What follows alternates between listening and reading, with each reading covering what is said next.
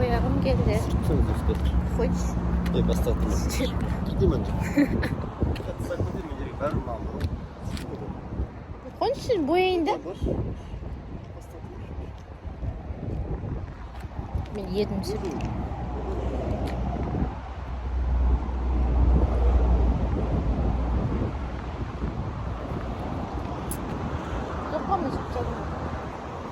Барлықтарыңызға сәлем. Негізі біз сонға шаруаларымызбен келе жатырғанбыз.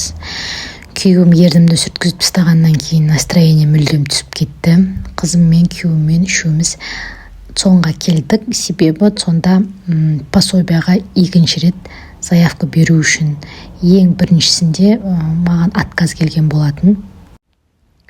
Сұлуынан жылуы деп аяқ киімнің ішінен осындай нәски киіп алдым. Себебі нәски кимесем аяғым тоңайын деді.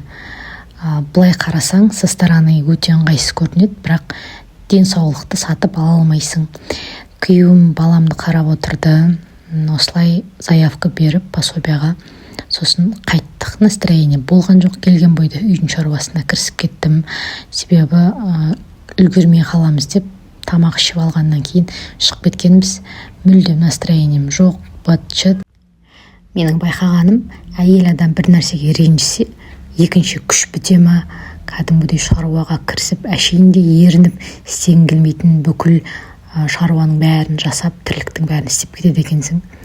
Осы уақытта прям өзімді бейшара сезініп, отстой сезініп, жынданып, ашуланып жүрмін. Содан кейін күйеуім айналшықтап келіп су ішті, бірдеңе деді, мен үндемеймін, как обычно.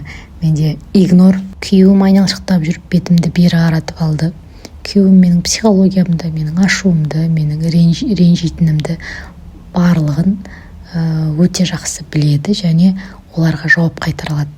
Мысалы, менде даже депрессия болған кезде де, сол депрессиямнан менің күйеуім алып шығады. Менің психологым, ол менің күйеуім. Егер өзі ренжітіп қоятын болса, примерно бір максимум жарты сағат, бір сағат менің ашулануым. Содан кейін жайлап өзі келіп, уже басылғаннан кейін менімен сөйлеседі.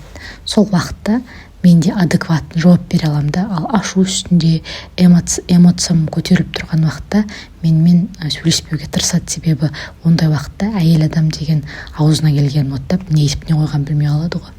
Вот соны күйеуім біледі. Күйеуіме деген ренішім басылғаннан кейін көңілім көтеріліп, өзімше одан сайын шаруаларым жасап, қызымның киімдерін жуып қойып едім. Сол киімдерін жайып, ары қарай тамақ жасайым, әйтем бүйтем деп өзімше керім болып, ары қарай келіндік өмірімді позитивті волнада жалғастырдым.